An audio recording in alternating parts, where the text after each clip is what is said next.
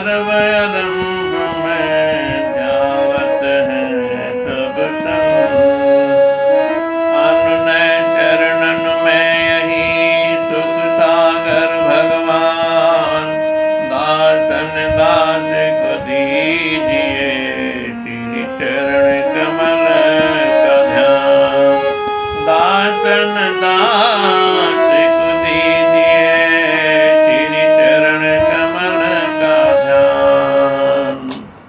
परम सौभाग्यशाली गुरुमुख सज्जन मंडली, इसी प्रकार थोड़े समय के लिए अपनी मुख रचना को पवित्र करने हेतु अपने हृदय में इष्ट देवदाता दयाल सदगुरुदेव महाराज जी के दिव्यतम स्वरूपों को निहारते हुए बड़े प्रेम सहित मिलकर बोलो जयकारा बोल मेरे श्री गुरु महाराज की जय, बोलो सांते दरबार की जय। प्रेमियों, इस संसार के अंदर बिना सतगुरु की आज्ञा के कोई काम सफल नहीं होता। ये आज की बात नहीं है, आदि जुगादि समय से ये बातें चली आ रही हैं। क्यों कि यहाँ तक कि भगवान ने भी बिना गुरु की आज्ञा के इस धराधाम पर नहीं आए थे।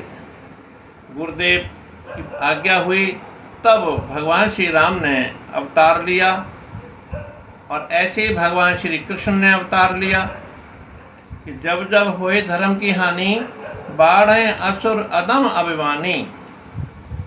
गीता में भी भगवान कहते हैं कि यदा यदा धर्मस्य ग्लानिर्भवति भारत अभ्युत्थानम धर्मस्य तदात्मानं सृजाम्यहम्। अर्थात जब जब इस पृथ्वी पर अपराध होते हैं, धर्म की हानि होती है, तब भगवान अपनी अनुकंपा से, अपनी कृपा से इस धराधाम पर महापुरुषों का, सज्जनों का जो दुख है उसे दूर करने के लिए आते हैं। प्रेमियों, ठीक इसी प्रकार महाराज दशरथ जब वृद्धावस्था में आ गए और चिंतित होने लगे, जब एक दिन खड़े होकर के शीशे के सामने अपना चेहरा देख रहे तो कहने लगे, ओहो मेरा चेहरा क्या हो गया, मुरझा गया, बाल सफ़ेद हो गया।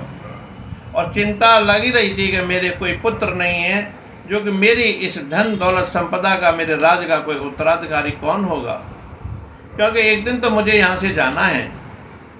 हर किसी को जाना होता है, लेकिन ये चिंता, ये व्याकुलता महाराज दशरथ को खा रही थी। हालांकि महाराज दशरथ चक्रवर्ती राजा थे, लेकिन संतान की और धन दौलत की उनको ये भी चिंता लग रही कि इस राजपाट का उत्तराधिकारी कौन होगा, कौन इस राज को चलाएगा, कौन इस प्रजा की सेवा करेगा।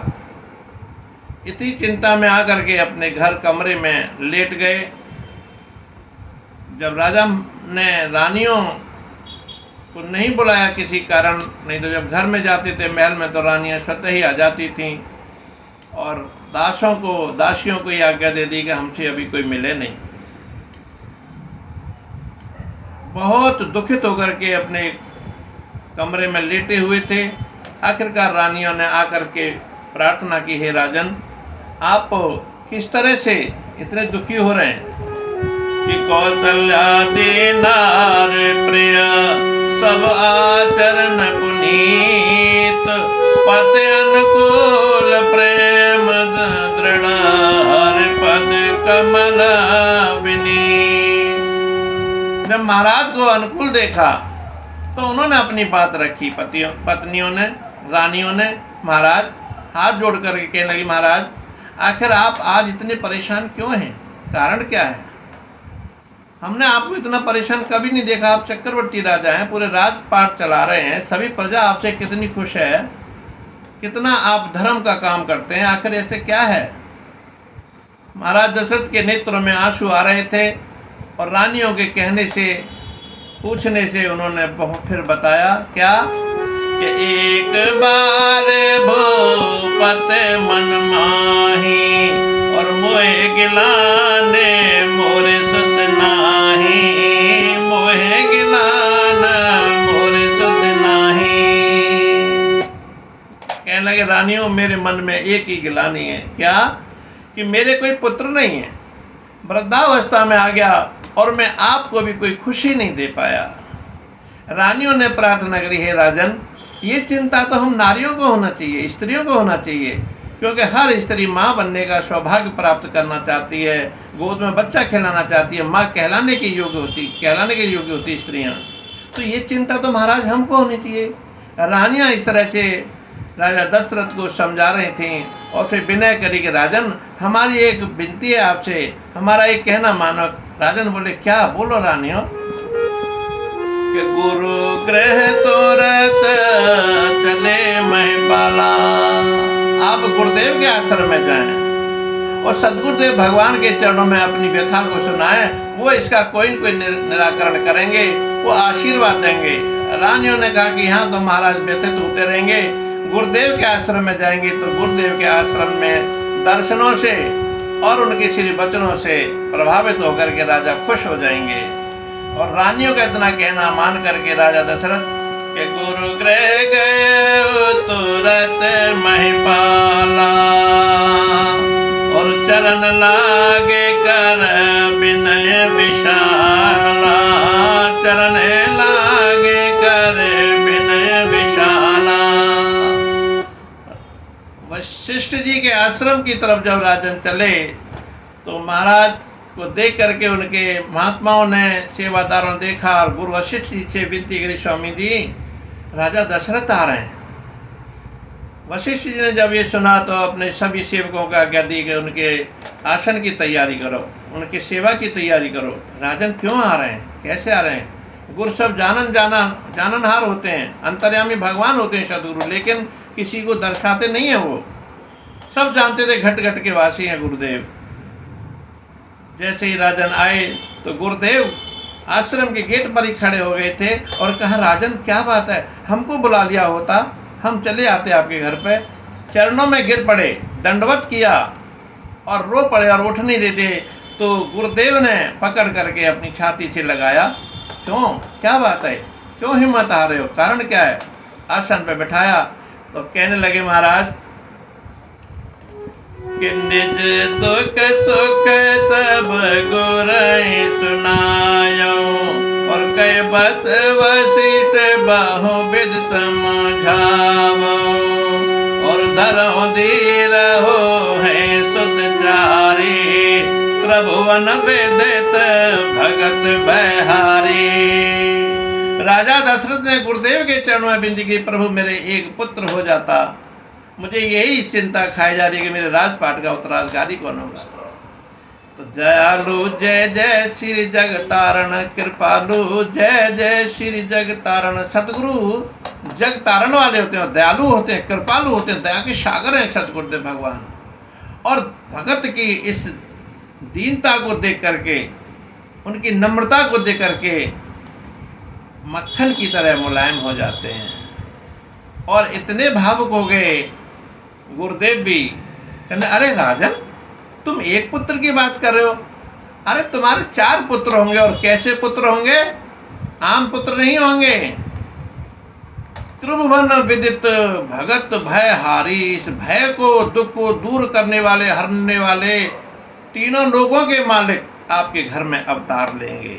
चिंता क्यों करते हो? जब इस तरह की सांत्वना दी तो राजा दशरथ बड़े खुश हुए और गुरुदेव ने के श्रृंगेर से वशिष्ठ बुलावा, पुत्र काम शुभ यज्ञ करावा, गते प्रगति सहित मुने आहत दीने, और प्रगटे आगे न चारों कर लीने। श्रृंगी ऋषि को बुलाया और आज्ञा दी, ऋषिवर आप यज्ञ करें राजा दशरथ के पुत्र ने, ये कामना के लिए, इच्छा के लिए। और जब आहुति दी मुनियों ने, ऋषियों ने, राजन ने, सब ने, तो अग्निदेव उस यज्ञ में से प्रसन्न होकर के आए और हाथ जोड़ करके गुरुदेव के चरणों में विनती की, प्रभु हे सच्चे पातशाह सतगुरुदेव भगवान, मुझे आज्ञा दें, क्या आज्ञा है? गुरुदेव ने कहा, हे ऋषिवर, हे अग्निदेव, हमारे राजा दशरथ के कोई संतान नहीं है, ऐसा कोई उपाय करें, कोई प्रसाद दें इनके लिए, जिससे कि राजा दशरथ की संतान हो। इतना हुक्म हुआ गुरुदेव का तो अग्निदेव ने उनको प्रसाद खीर का दिया, जो प्रसाद बटा था वहाँ पे, और कहा कि हे राजन, ये खीर ले जाओ, इसमें से 4 हिस्से करना, इसमें से आधा हिस्सा जिस हिसाब से आप दें वो आपके ऊपर है। तो राजा दशरथ बड़े प्रसन्न हुए और प्रसन्न होकर के खीर को घर लेके आए और आकर के रानियों को खुशखबरी सुनाई। रानियों आओ, जल्दी मेरे पास आओ, गुरुदेव का प्रसाद ग्रहण करो। इस प्रसाद में बहुत बड़ी ताकत होती है प्रेमियों। सदगुरुदेव के हाथ से जो प्रसाद मिलता है वो हमारे कली काल के कष्टों को दूर कर देता है। ये विश्वास होना चाहिए हमको, अनन्य भाव होना चाहिए, प्रेम होना चाहिए सतगुरु के चरणों में। रानियां बड़ी प्रसन्न हो गए कि चलो महाराज खुश तो हुए, अभी यहाँ तो रूम में बैठे बैठे, कमरे में बैठे बड़े बड़े दुखित हो रहे थे, और कहा हाँ महाराज हमें प्रसाद दीजिए। तो राजा दशरथ ने जो प्रसाद दिया था उसके 4 हिस्से, एक आधा हिस्सा किया, आधा हिस्सा जो है कौशल्या जी को दे दिया, और उस आधे हिस्से में से जो बचा उसमें से आधा करके सुमित्रा जी को दे दिया, और आधे में से आधा हिस्सा करके वो केके को दे दिया। इस प्रकार से जब उन्होंने प्रसाद ग्रहण किया प्रेमियों, तो समय आने पर महाराज दशरथ के रानियों ने 4 पुत्रों को जन्म दिया। कौशल्या जी के राम हुए, केकई के 2 पुत्र हुए, और सुमित्रा जी के लक्ष्मण हुए। इस प्रकार से जब 4 पुत्रों ने जन्म लिया तो रानियों की खुशी भी बेशुमार थी। जो रानियों की दासियां थीं उन्होंने राजा दशरथ को जाकर के ये खुशियां सुनाई, महाराज की जय हो, महाराज की जय हो, प्रभु श्री राम ने जन्म लिया, अवतार लिया, आपके घर में 4 पुत्रों ने जन्म लिया है। खुशी के मारे समय नहीं राजा और धन दौलत लुटाने लग गए, और गुरुदेव के चरणों में प्रार्थना की मेरे सच्चे पातशाह आपकी जय हो, और कहने लगे जाकर के हे सच्चे पातशाह कि गुरु तेरे चरणों में जो कोई आए, गुरु तेरे चरणों में जो कोई आए, तो जन्मों की बेगेनी दशा पलट जाए, दशा पलट जाए। गुरु तेरे चरणों में जो कोई आए। ऐ सतगुरुदेव भगवान, जो आपके चरणों में कोई आ जाता है, आपकी रहनुमाई से, आपकी कृपा से उसकी दशा ही पलट जाती है। वो मेरी दशा आपने पलटती है नाथ। कि न संयम न साधन न योग और तपस्या, करे प्रेम दे तेरे चरणों की सेवा। वो मनोकामना सभी पूरी पाए, सभी पूरी पाए। गुरु तेरे चरणों में जो कोई आए, गुरु तेरे चरणों में जो कोई आए। हे नाथ, जो सदगुरु के चरणों में जो भी पहुंच जाता है, न कोई साधन है, न संयम है, न कोई योग और तपस्या की जरूरत है। जब गुरुदेव के श्री मुखारविंद से अमृत वचनों की वर्षा होती है तो सारे काम सुलभ हो जाते हैं। कि तेरे प्यार में जिसका दिल मुब्तला है, वो आजाद हर गम से बिल्कुल हुआ है। सिवा तेरे हरी चीज को भूल जाए, भूल जाए। गुरु तेरे चरणों में जो कोई आए,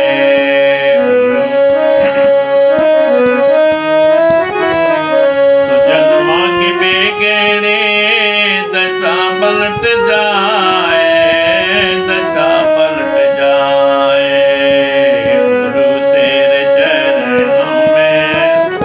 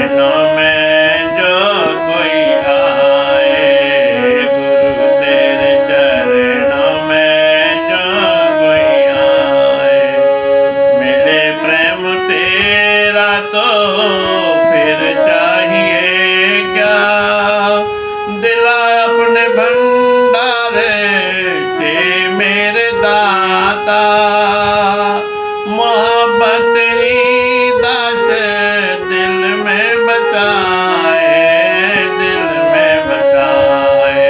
गुरु तेरे चरणों में जो कोई आए, गुरु तेरे चरणों में जो कोई आए, तो जन्मों की बिगड़ी दशा पलट जाए, दशा पलट जाए। गुरु तेरे चरणों में जो कोई आए। महाराज दशरथ ने विनती करी सतगुरु से, ऐ मेरे सच्चे पातशाह, आपके श्री कृपा से सब खुशियाँ मिलती हैं। मेरे घर में भी आपके श्री कृपा से, आपकी रहनुमाई से खुशियाँ मिली हैं। इसलिए प्रेमियों, ये बात सत्य है कि भगवान श्री राम भी बिना सतगुरु की आज्ञा के, बिना उनके आशीर्वाद से महाराज दशरथ के घर में नहीं आए। त्रिलोकीनाथ थे, आना चाहते तो कब के आ सकते थे, लेकिन सतगुरु की आज्ञा नहीं हुई थी। कब क्या होना ये गुरुदेव ही जान सकते हैं और कोई नहीं जान सकता। हमको कभी हिम्मत नहीं हारनी चाहिए।